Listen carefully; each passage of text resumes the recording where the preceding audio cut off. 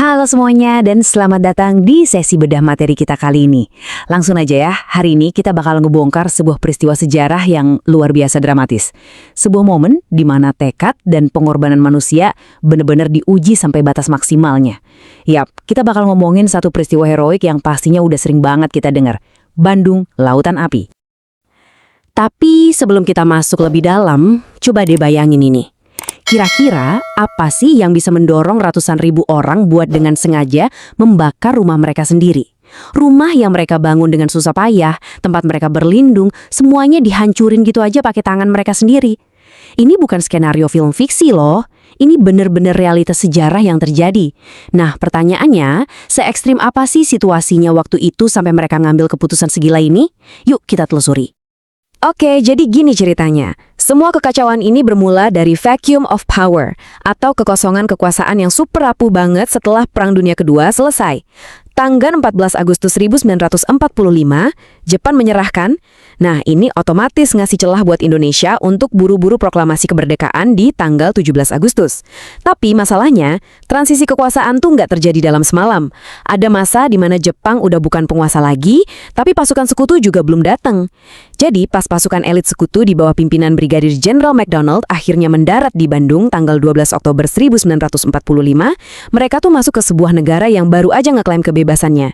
Gak heran kan kalau percikan konflik langsung kerasa? Bagian 1. Intrusi.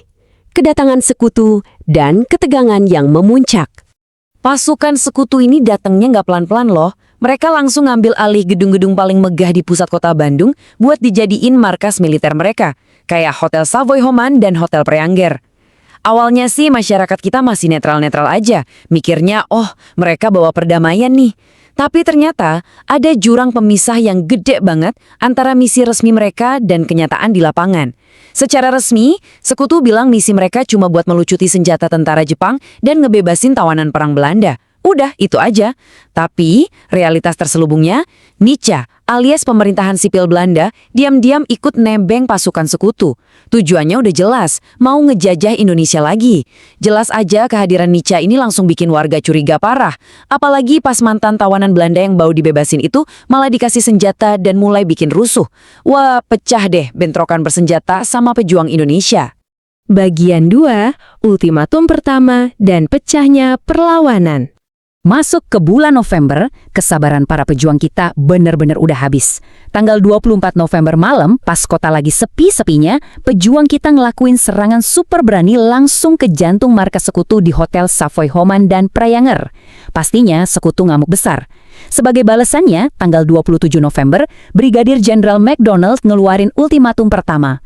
Mereka nyoba ngebelah kota Bandung jadi dua, ngebatasinya pakai rel kereta api. Bandung Utara harus diserahin ke sekutu, terus pejuang Indonesia disuruh nyingkir ke Bandung Selatan. Yang melanggar bakal ditangkap atau ditembak. Tapi nih, lucunya, sekutu sendiri aja nggak taat sama aturan mereka. Markas utama mereka itu justru posisinya ada di sebelah selatan rel kereta.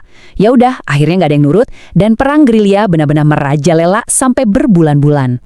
Nah, angka 45 ini kenapa penting banget? Jadi di tengah-tengah perlawanan gerilya itu ada satu kejadian gila banget di Bojong Kokosan. Coba bayangin, cuma ada 45 pejuang Indonesia yang senjatanya cuma pistol, granat tangan, golok sama bambu runcing, nekat nyergap konvoi raksasa pasukan sekutu yang dilindungi tank baja. Di bawah hujan badai yang bikin medan perang jadi kacau balau, 45 orang ini sukses ngelumpuhin pasukan Inggris. Padahal Inggris ini baru aja menang Perang Dunia Kedua loh. Kekalahan ini saking memalukannya buat Inggris sampai-sampai parlemen mereka di London mecat menteri pertahanan yang lagi menjabat saat itu. Bener-bener epic. Bagian 3. Dilema sang jenderal dan waktu yang terus berjalan. Karena perang nggak kelar-kelar, sekutu akhirnya ngeluarin ultimatum kedua pada tanggal 23 Maret 1946. Dan kali ini ancamannya jauh lebih serem. Mereka ngasih waktu paling lambat tanggal 24 Maret tengah malam buat semua warga dan pejuang Indonesia ninggalin radius 10-11 km dari pusat kota Bandung Selatan. Kalau enggak, mereka bakal ngebombardir kota sampai rata sama tanah. Ultimatum ini benar-benar bikin Jenderal Aha Nasution, komandan tentara kita di Bandung, Bandung waktu itu pusing 7 keliling. Posisinya tuh kejepit banget. Di satu sisi, Perdana Menteri Sultan Syahrir merintahin buat nurut aja sama ultimatum itu demi menghindari pertumpahan darah dan fokus ke diplomasi. Tapi, di sisi lain, Nasution dapat telegram dari Panglima Besar Jenderal Sudirman yang isinya tegas banget. Setiap jengkal tumpah darah harus dipertahankan. Wah, gila kan? Nasution benar-benar terjebak antara perintah pemerintah untuk mundur dan perintah militer untuk bertempur habis-habisan sampai mati. Sebagai usaha terakhir, Jenderal Nasution coba nemuin sekutu buat minta perpanjangan waktu. Tapi, tebak apa? Ditolak mentah-mentah. Bukan yang ngasih waktu, sekutu malah nawarin 100 truk buat ngebantu warga evakuasi biar cepat pergi. Tentu aja, dengan harga diri yang tinggi, Nasution nolak tawaran truk dari musuh itu. Nggak sudi. Bagian 4. Strategi bumi hangus. Sebuah solusi terakhir. Waktu makin mepet. Hitung mundur, terus jalan. Nasution ngumpulin semua petinggi militer, laskar, dan pejabat pemerintah buat rapat darurat. Kalau mau nyerang sekutu secara langsung, logistik dan senjata kita nggak nyampe. Tapi nyerahin kota gitu aja ke penjajah, jelas bukan pilihan. Di tengah kebuntuan itu, tiba-tiba muncul ide yang super radikal dari Mayor Rukana. Ini tuh bener-bener turning point yang paling meledak dari seluruh sejarah ini. Dia bilang gini, mari kita tinggalkan kota, tapi sebelumnya, Bandung harus dibumi hanguskan agar tidak bisa diambil alih oleh sekutu. Intinya, kalau kita nggak bisa punya Bandung, sekutu juga nggak boleh nikmatin kota ini.